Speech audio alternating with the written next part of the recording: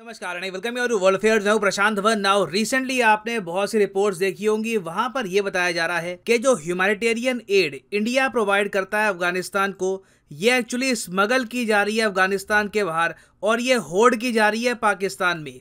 इस पर बहुत से आर्टिकल्स पब्लिश हुए हैं और अगर आप सोच रहे हो कि ये जो सारी रिपोर्ट्स है इंडिया के मीडिया ने क्रिएट करी है या फिर इंडिया के मीडिया ने यहाँ पर लिखा है ये सब कि पाकिस्तान ये सब कर रहा है, तो इसका आंसर है नहीं, क्योंकि ओरिजिनली जो ये रिपोर्ट है ये पब्लिश करी थी खामा प्रेस ने। खामा प्रेस अफगानिस्तान का एक बहुत ही बड़ा न्यूज़ पोर्टल है। इन लोगों ने रिपोर्ट किया कि इंडिया की वैक्सीन, वीट, जो भी गेहूं हम भेज रहे हैं अफगानिस्तान को, ये गेहूं जब अफगानिस्तान पहुंचकर अफगानिस्तान के बाकी शहरों में जा रहा होता है तब काफ़ी बार कोशिश की जाती है कि इस गेहूं को इलीगल तरीके से अफगानिस्तान पाकिस्तान बॉर्डर क्रॉस करके पाकिस्तान की मार्केट में बेच दिया जाए। तो डिस्कस करेंगे इस वीडियो में कि यहाँ पर ये इशू क्या है। बहुत कुछ यहाँ पे आपको जानने को मिलेगा, मगर आगे बढ़ने से पहले आपसे एक क्वेश्चन पूछूंगा।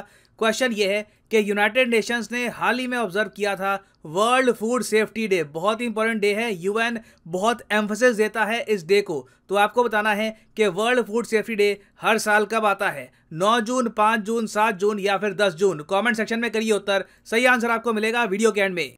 नौ आज के समय दुनिया भर में जब गेहूं की कमी महसूस की जा रही है तो आप इमेजिन कर सकते हैं कि अफगानिस्तान में क्या सिनेरियो होगा। और इसीलिए आपको याद होगा कि आज से 3-4 महीने पहले ही इंडिया ने बड़ी कोशिशें करी कि पाकिस्तान से कुछ बातचीत हो जाए कि इंडियन ट्रक्स पाकिस्तान को क्रॉस करके अफगानिस्तान पहुंच पाए और India all together 50,000 metric ton गेहूं प्रोवाइड कर पाए फ्री ऑफ कॉस्ट अफगानिस्तान के लोगों को। इनिशियली पाकिस्तान ने बहुत ज़्यादा रेजिस्ट किया, फिर उसके बाद इवेंचुअली पाकिस्तान ने यह डिमांड रखी कि जो ट्रक्स पाकिस्तान की धरती पर चलेंगे वो इंडियन नहीं होंगे, अफगानिस्तान खुद अपने ट्रक्स लेके आएगा, ये पहले पाकिस्तान को क्रॉस करेंगे, इंडिया में आएंगे, यहाँ पर गेहूं लोड होगा और फिर उसके बाद ये गेहूं वापस जाएगा अफगानिस्तान में। तो अजीब सा यहाँ पे सेटअप था, मगर सिंस बहुत से ट्रक्स इस तरीके से जाने थे, सिंस हम एक बहुत ही ज़्यादा बड़ी क्वांटिटी की बात कर रहे हैं, तो इंडिया ने रिलक्टेंटली यहाँ पर एग्री कर दिया। मगर अब हो यहाँ पर क्या रहा है कि जो इंडिया की ह्यूमैनिटेरियन एड ये अफगानिस्तान के ट्रक्स लेकर जाते हैं अफगानिस्तान में, उसके बाद क्या होता है काफ़ी बार कि पाकिस्तान के कई एजेंट्स होते हैं यहाँ पर अफगानिस्तान में या फिर कई ट्रेडर्स भी होते हैं, ये इन ट्रक वालों को कहते हैं, अगर मान लो यहाँ पे 100 ट्रक है तो 10 ट्रक वालों को कह देंगे कि आप एक काम करो, ये ट्रक आप कहाँ लेके जाओगे, फ्री में दोगे ना अफगानिस्तान के लोगों को, आपके पास गेहूं है, गेहूं की वैल्यू आज के समय बहुत ज़्यादा है पाकिस्तान में, चुपचाप बॉर्डर क्रॉस करो अफगानिस्तान पाकिस्तान के मार्केट के एरिया में आ जाओ और जो ये गेहूं तुम फ्री में बांटोगे अपनी जनता में, चुपचाप इसको यहाँ पर बेच दो ब्लैक मार्केट में, तुम्हें कुछ पैसा भी मिल जाएगा।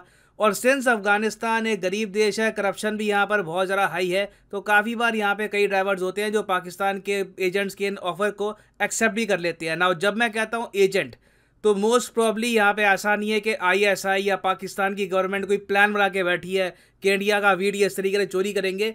ये ज़्यादातर देखो ब्लैक मार्केट करने वाले जो एजेंट्स होते हैं उनका काम होता है, जो इस काम में भी मुनाफा देखते हैं। और सिंस पाकिस्तान में गेहूं की बहुत ज़्यादा शॉर्टेज है, तो आप इमेजिन कर सकते हो कि जब इंडिया का गेहूं अफगानिस्तान में पहुंचा होगा तो कई पाकिस्तान के ट्रेडर्स ने सोचा होगा थोड़ा सा कुछ ब्लैक मार्केटिंग करके ना इलीगल तरीके से ये गेहूं इधर आ जाए, ठीक ठाक पैसा बन जाएगा। और पिछले ही महीने क्या हुआ कि कुछ ट्रक्स इलीगल तरीके से अफगानिस्तान की बॉर्डर क्रॉस करके पाकिस्तान जाने की कोशिश कर रहे थे और इन ट्रक्स में इंडिया की ह्यूमैनिटेरियन एड थी। तालिबान की सिक्योरिटी ऑफिसर्स ने इन ट्रक्स को रोक दिया और जो ये ह्यूमैनिटेरियन एड है वापस काबुल की तरफ रवाना कर दी। मगर अफगानिस्तान का मीडिया यहाँ पर यह रिपोर्ट कर रहा है कि ये तो एक रेयर केस है जहाँ पर कुछ ट्रक्स बच गए, ये आए दिन होता है। इंडिया की बहुत सारी एड जो एक्चुअली अफगानिस्तान के लिए है वो काफ़ी बार इनडायरेक्ट तरीके से पाकिस्तान में पहुँच जाती है। और अगर आप सोच रहे हैं ये तो बहुत अजीब बात है, काफ़ी फ्रस्ट्रेटिंग भी है, क्योंकि अगेन ये सब बिल्कुल ना होता अगर जो इंडियन ट्रक कंपनीज हैं इनको बोला जाता कि सीधा आप इंडिया से ट्रक लेके जाओ अफगानिस्तान में, उसके बाद आपको वापस आ जाना है। उस केस में ऑफ कोर्स ये सब होने के चांसेस बहुत ज़्यादा कम होते।